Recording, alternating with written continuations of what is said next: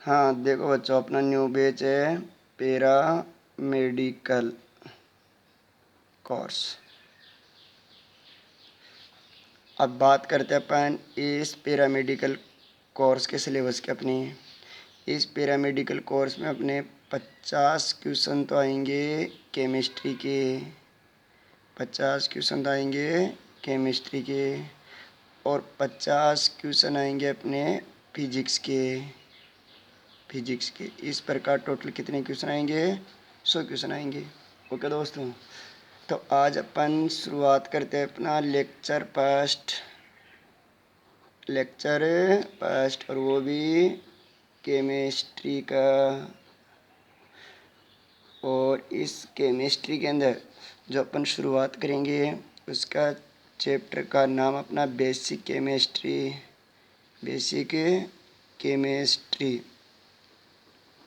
और देखो, मैं एक चीज़ ज़रूर बता दूँ आपको, अपना जो पेपर आएगा टोटली इंग्लिश मीडियम में आएगा, लेकिन अपनी जो पहले 15-20 क्लास होंगी उसके अंदर में हिंदी और इंग्लिश दोनों को ट्रांसलेट करूँगा।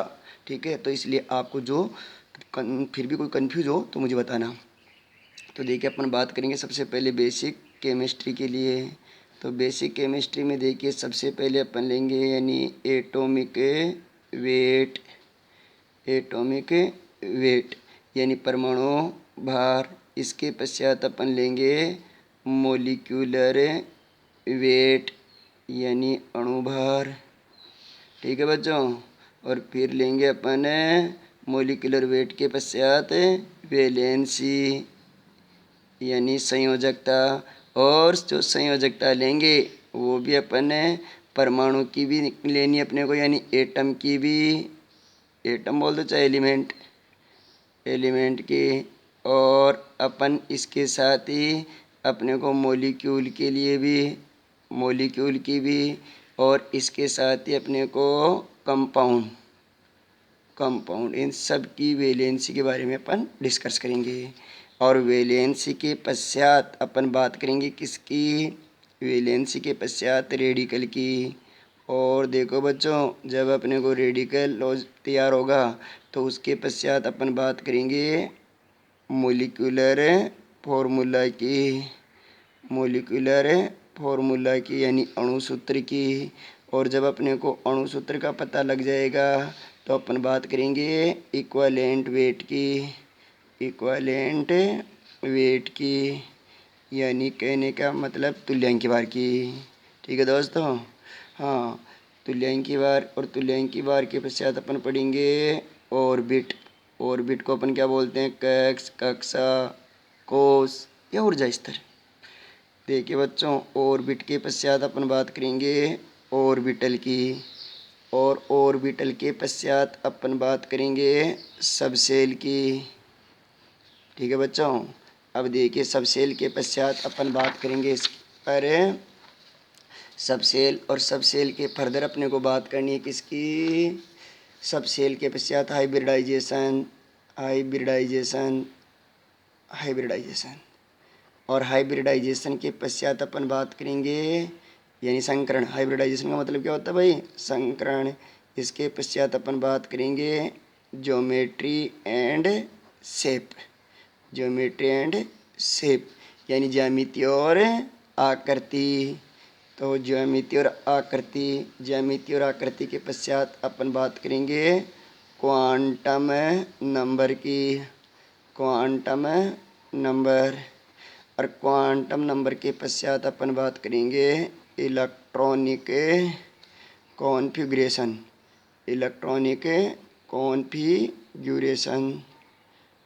ये लो दोस्तों, इलेक्ट्रॉनिक कॉन्फ़िगरेशन। तो अब देखिए दोस्तों, सबसे पहले अपन शुरुआत करते हैं किसकी? एटॉमिक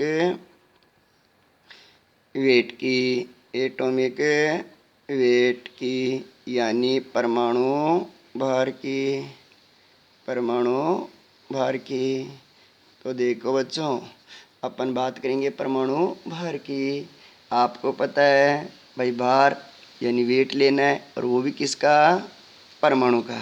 तो देखिए दोस्तों, आपको पता होगा कि जैसे अपन जो परमाणु भार है वो आपका पढ़ा हुआ है 20 तक। तो उसकी बात पहले करते हैं अपन।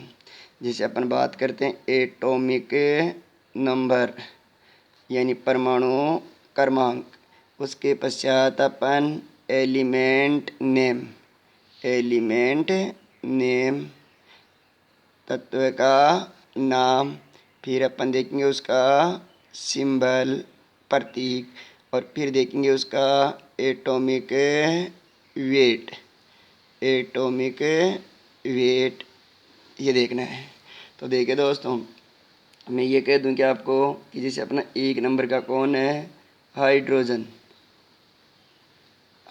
जिसका सिंबल क्या है, H। 2 नंबर का हीलियम है जिसका क्या है, He। 3 नंबर का अपना लिथियम जिसका क्या है प्रतीक, Li। और 4 नंबर का अपना बेरिलियम जिसका प्रतीक है Be। 5 नंबर का बोरॉन जिसका प्रतीक B।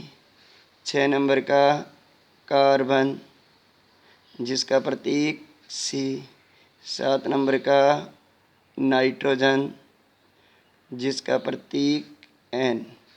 8 नंबर का ऑक्सीजन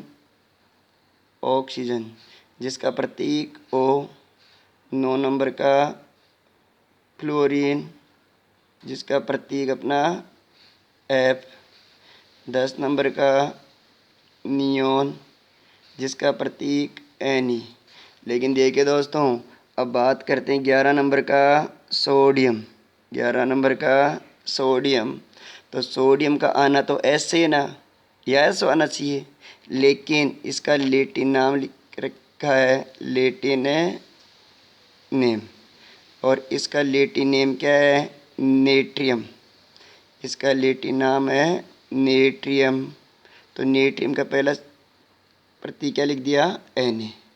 अपने को पता है 12 नंबर का मैग्नीशियम जिसका सिंबल है Mg। 13 नंबर का एल्यूमिनियम जिसका प्रतीक है Al। 14 नंबर का सिलिकॉन जिसका प्रतीक है Si। 15 नंबर का फास्फोरस जिसका प्रतीक है P। एल्यूमिनियम वाला Al, मैग्नीशियम का Mg। 16 नंबर का है सल्फर जिसका प्रतीक है S। 17 नंबर का है क्लोरीन जिसका प्रतीक है Cl। और 18 नंबर का है आर्गन जिसका प्रतीक है Ar। 19 नंबर का है पोटेशियम जिसका आना तो क्या चाहिए, P, लेकिन P नहीं आता, इसका तो K लिखते हैं क्योंकि इसका भी लेटिन नेम है, और इसका लेटिन नेम क्या है, केलियम।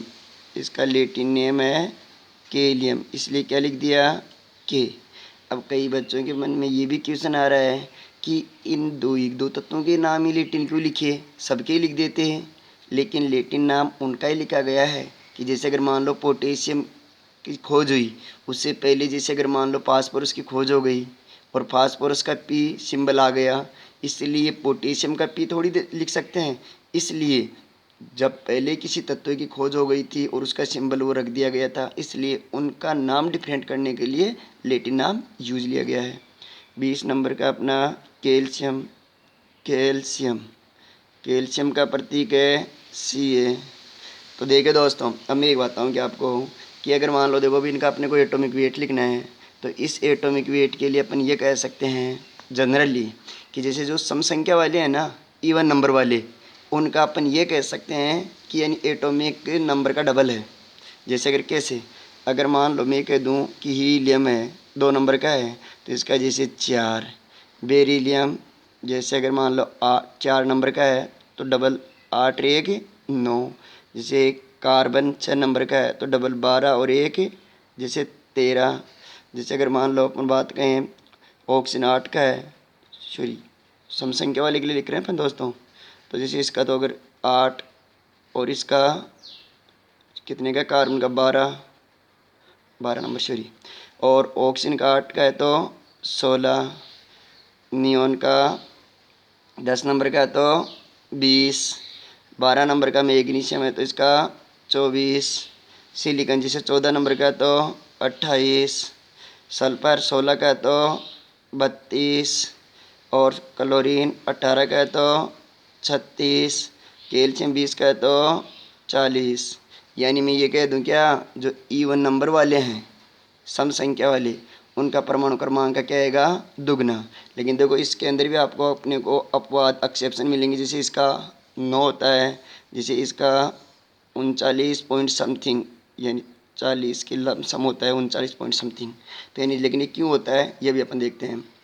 अब देखो ओड नंबर वालों की बात करते हैं। जैसे ओड नंबर वाले में अपने पास में हाइड्रोजन है तो हाइड्रोजन का तो जैसे 1.008 इसका तो कैलकुलेट करते हैं। लिथियम का 3 का है तो 3 का दुगना 6 1 7। जैसे अगर अपने पास में बोरोन है 5 का तो 5 का दुगना 10 1 11। जैसे नाइट्रोजन 7 नंबर का है तो 7 का दुगना 14 1 15। जैसे अगर फ्लोरीन 9 नंबर का है तो 9 का डबल कितना हुआ 18 1 19। और सोडियम 11 नंबर का है तो 11 का दुगना 22 1 23। एल्यूमिनियम 13 का है तो 13 का डबल 26 1 27। फास्फोरस 15 नंबर का है तो 15 का डबल 30 1 31। क्लोरीन 17 का है तो 34 1 35। पोटेशियम जैसे अगर मान लो 19 का है तो 38 1 39। तो इसके बारे में अपन डिस्कस करेंगे। देखो दोस्तों, लेकिन आपको पता होना चाहिए, जैसे मैंने ये कहा था कि इवन नंबर वाले की सम संख्या वाले का एटॉमिक वेट एटॉमिक नंबर का डबल होता है। लेकिन मैंने कहा था जैसे अगर बेरिलियम का होना तो चाहिए 8 लेकिन होता है 9। इसी प्रकार से आर्गन का होना चाहिए 36 होता है 39। तो ये जैसे अगर अपन ने कहा था कि एक्सेप्शन है, इसको भी देखते हैं कैलकुलेट करके। इसी प्रकार अपने ओड नंबर वालों के लिए अपन ये कह रहे हैं कि परमाणु क्रमांक का यानी एटॉमिक नंबर का डबल प्लस ये करना है। तो जिसके नाइट्रोजन का था तो डबल किया अपन ने तो 7 का डबल 14 1 15, लेकिन इसका 14 ही होता है। इसी प्रकार से क्लोरीन है, क्लोरीन का भी 7 का दुगना सॉरी 17 का डबल 34 1 35 होना चाहिए, लेकिन होता है कितना 35.5। क्योंकि आपको पता होगा ना क्लोरीन के 2 आइसोटोप 2 समस्थानिक होते हैं, क्लोरीन 35 और क्लोरीन 37, जो 3:1 में पाए जाते हैं। जब उससे अगर अपन कैलकुलेट करते हैं तो 35.5 आ जाता है।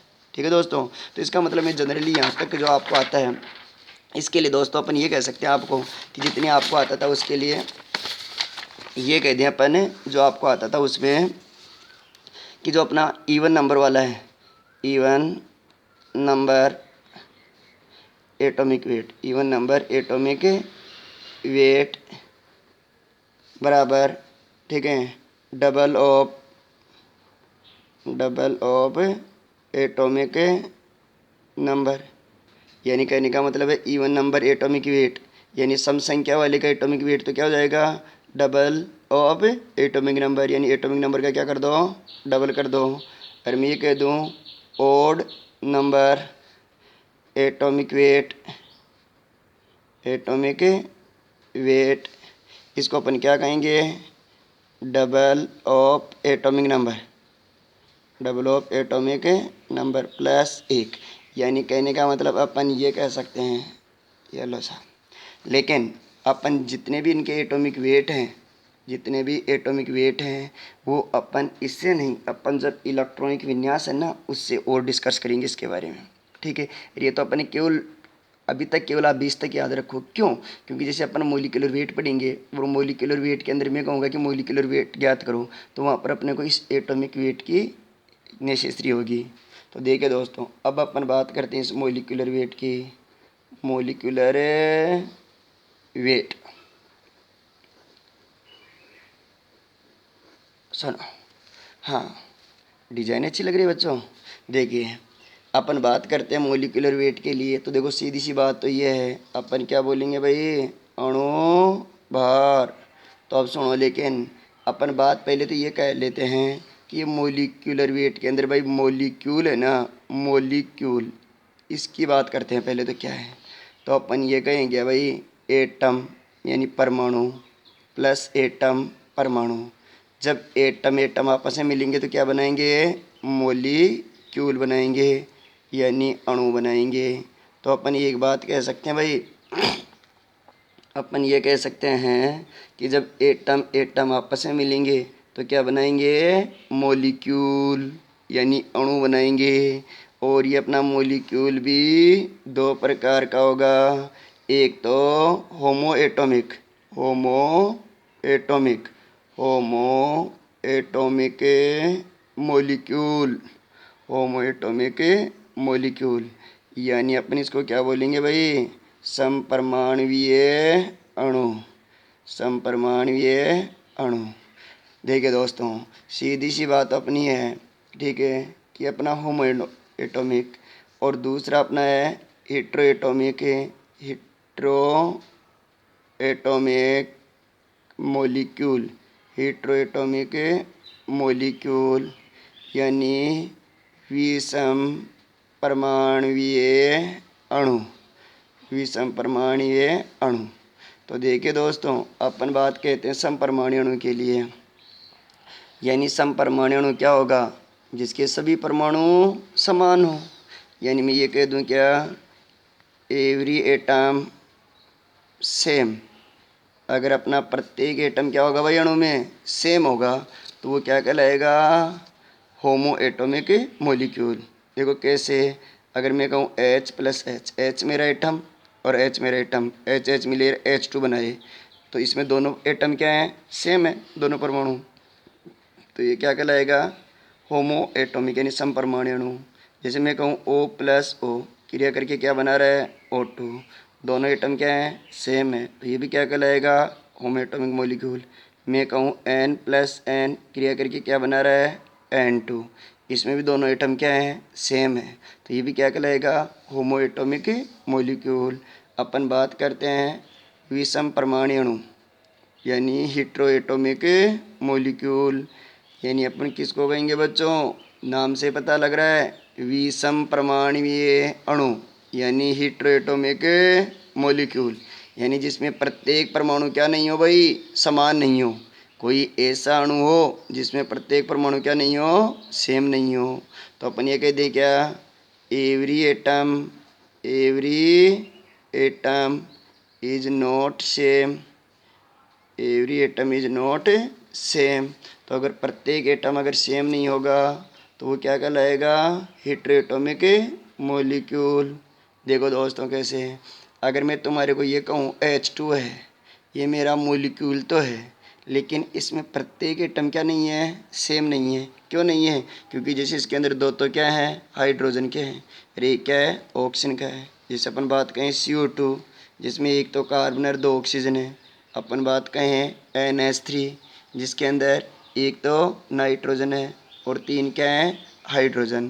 तो इसका मतलब अपन मोलिकुलर वेट के अंदर सबसे पहले तो ये समझ गए कि मोलिकुलर वेट है ना, इस मोलिकुलर वेट के अंदर कि मोलिक्यूल ही क्या होता है। तो समझ गए भाई, एटम एटम मिलेंगे तो क्या बनाएंगे, मोलिक्यूल यानी अणु बनाएंगे।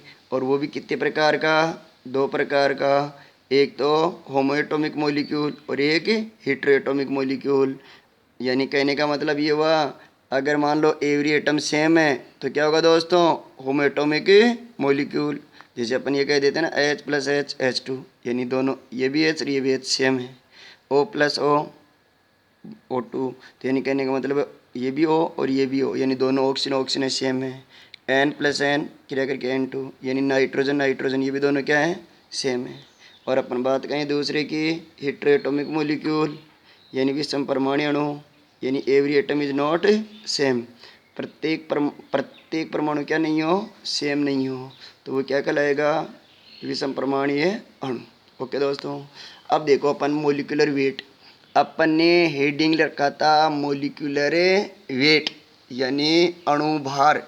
तो यानी देखो अणुभार कैसे ज्ञात करेंगे, जो अपना मोलिकुलर वेट ज्ञात करना है ना अपने को, तो जो उनके प्रत्येक एटम का प्रत्येक एटम का जो एटॉमिक वेट है उनको जोड़ दो तो क्या जाएगा मोलिकुलर वेट। कैसे देखो, अगर मान लो अपन बात करते हैं जैसे CO2 अपने पास में क्या है मोलिक्यूल है, इसका अपने को मोलिकुलर वेट ज्ञात करना है। तो अपन ये कहें कि जैसे इसके अंदर कार्बन है, कार्बन का मोलिकुलर वेट कितना है, सॉरी एटॉमिक वेट 12, ऑक्सीजन का कितना है 16, वही ऑक्सीजन 8 नंबर का है ना। तो मैंने कहा था सम संख्या वाले का एटॉमिक नंबर का डबल होगा। तो जैसे अगर मान लो एटॉमिक नंबर कार्बन का 6 का डबल 12, ऑक्सीजन जैसे 8 नंबर का है तो मैंने कहा था सम संख्या वाले का डबल होगा ना एटॉमिक नंबर का। तो 8 का कितना हो गया 16। ऑक्सीजन के कितने एटम हैं 2 हैं, तो 12 प्लस 16 को 2 से मल्टीप्लाई किया तो भाई 32, कितने हो गए 44। तो यानी कहने का मतलब ये हुआ कि जो CO2 है इसका मोलिकुलर वेट कितना आएगा 44 यानी 44। अरे अपन बात करें जैसे H2 लेते हैं, H2 की बात करें तो हाइड्रोजन का एटॉमिक वेट कितना होता है 1.008 है ना। लेकिन याद रखना जब भी अगर अपन इसको किसी कैलकुलेशन में काम में लेते हैं तो केवल 1.008 की जगह केवल एक ही काम में लेना है। 1 इंटू कितने एटम है इसके 2, प्लस ऑक्सीजन का एटॉमिक वेट कितना होगा 16, क्योंकि ऑक्सीजन 8 नंबर का है ना। तो भाई अगर 8 का डबल कितना हो गया 16, तो अपन ये कहें 2 प्लस 16, यानी कहने का मतलब है H2 का मोलिकुलर वेट कितना हो गया, कितना हो गया दोस्तों 18 हो गया। और ये भी तुम्हारे को याद रखना भाई, जैसे CO2 है ना इसी को तो अपन क्या बोलते रहे शुष्क बर्फ, ठीक है भाई। हाँ ड्राई आइस। अब मैं आपको कहूँ जैसे HNO3, तो अभी इसका अगर अपने को मोलिकुलर वेट याद करना है हाइड्रोजन का कितना होगा 1। अब कोई ये नहीं बोलेगा सर 1.008 होता है, मैंने कहा था कि ये तो अपना है, लेकिन अपने को जब भी अगर मोलिकुलर वेट याद करना है तो पॉइंट के आगे वाली संख्या को नहीं लेंगे। प्लस नाइट्रोजन का कितना 14, ऑक्सीजन का 16 इंटू कितने हैं इसके 3 एटम है ना ऑक्सीजन के। तो ये लो साहब 1 प्लस 14, 16 को 3 से मल्टीप्लाई किया तो 16, 32 और 48। अब इनको जोड़ दो, जोड़ोगे 48 प्लस 14 प्लस 1 तो कितने होंगे दोस्तों ये, यानी 50, 62, 63। ओके। और इसको अपन क्या बोलते हैं वैसे नाइट्रिक एसिड तो कहते हैं ना HNO3 को, नाइट्रिक एसिड। अब अपन बात कहें जैसे HNO2 जिसको आप नाइट्रस अम्ल बोलते हैं। अरे भाई याद रखना बच्चों HNO3 को बोलते हैं नाइट्रिक अम्ल, HNO2 को बोलते हैं नाइट्रस अम्ल। याद रखना इसमें एक तो यानी हाइड्रोजन का एटॉमिक वेट कितना होगा 1, नाइट्रोजन का कितना होगा 14, ऑक्सीजन का कितना होगा 16 इंटू कितने एटम है 2। ठीक है दोस्तों। तो अब देखिए दोस्तों सुनो, अगर मैं ये कहूँ इनको जोड़ो तो यानी अपने को पता है 1 प्लस 14 प्लस 16 को 2 से मल्टीप्लाई किया तो 32। ओके। अब इनको जोड़ दो, तो अगर अपन इनको जोड़ेंगे तो कितना होगा 14 और 32 कितने होगा भाई 46 और 1 47। बोलो बच्चा समझ में आया कि नहीं आया, क्या समझ में नहीं आया भाई तो आपको इसमें।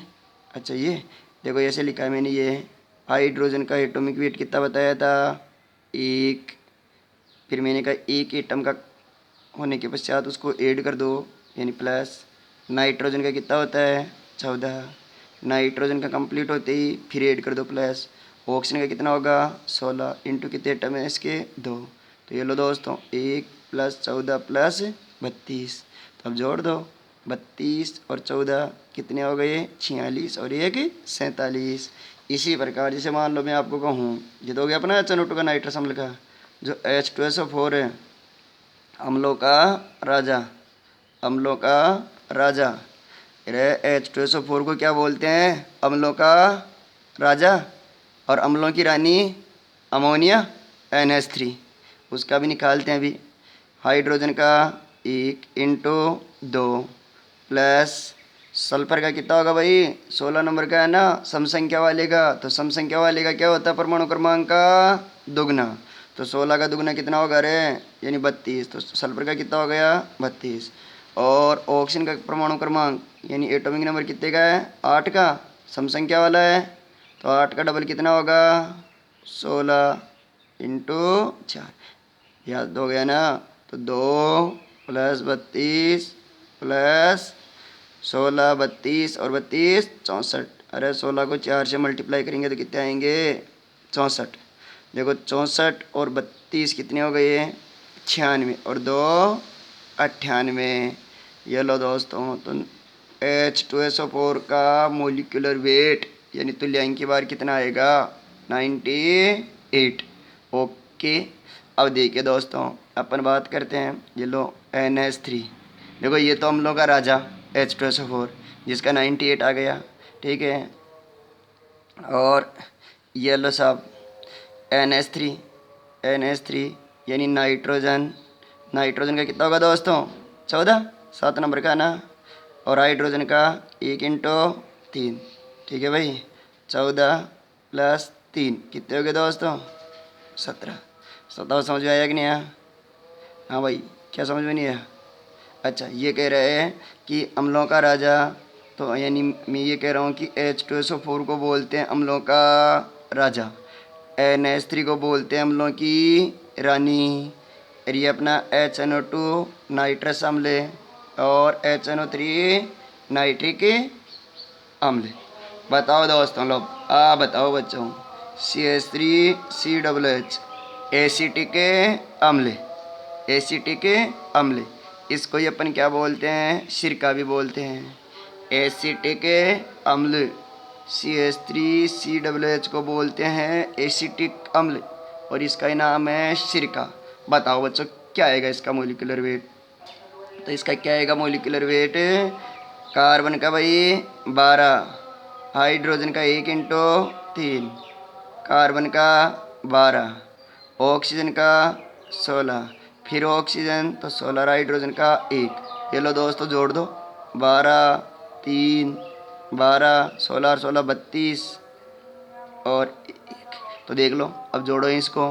देखिए दोस्तों, 12 और 3 15 और 15 और 12, तो इसको इसमें ऐड करना 15 और 12, तो 15 और 12 कितने हो गए भाई 27 और इसके अंदर 32 और ये के 33, यानी कहने का मतलब 27 और 33 को जोड़ोगे तो कितने हो जाएंगे 60। ये लो साहब, तो एसिटिक अम्ल का मोलिकुलर वेट कितना है 60 है। तो बताओ दोस्तों समझ में आया कि नहीं आया? तो अपना एटॉमिक जो वेट था, एटॉमिक वेट केवल आपको 20 तक बताया, क्योंकि जैसे अभी अपन क्या कर लेते हैं फिर अभी तो अपने को इसके बारे में, जैसे एटॉमिक वेट क्या होता है, एटॉमिक वेट की डेफिनेशन क्या होती है, एटॉमिक वेट कैसे कैलकुलेट करते हैं, ठीक है, किसको बेस मान करके ज्ञात किया गया, ठीक है, ये तो अपन को भी पढ़ना है। ये तो केवल एक आपको में जो मोलिकुलर वेट था वो ज्ञात करने के बाद सिंपली आपको पता लग जाए कि मोलिकुलर वेट कैसे ज्ञात करना है। इसी प्रकार मोलिकुलर वेट किस बेस पर ज्ञात करते हैं, इसकी क्या डेफिनेशन है, ये तो अपन नेक्स्ट क्लास में देखेंगे। यहाँ तक तो केवल आपको ये बताना था कि जो मोलिकुलर वेट है कैसे डिटरमाइन करते हैं और जो मोलिकुलर वेट के अंदर जो मोलिक्यूल है वो क्या होता है। ठीक है दोस्तों, चलिए अपन नेक्स्ट बात करते हैं। ठीक है।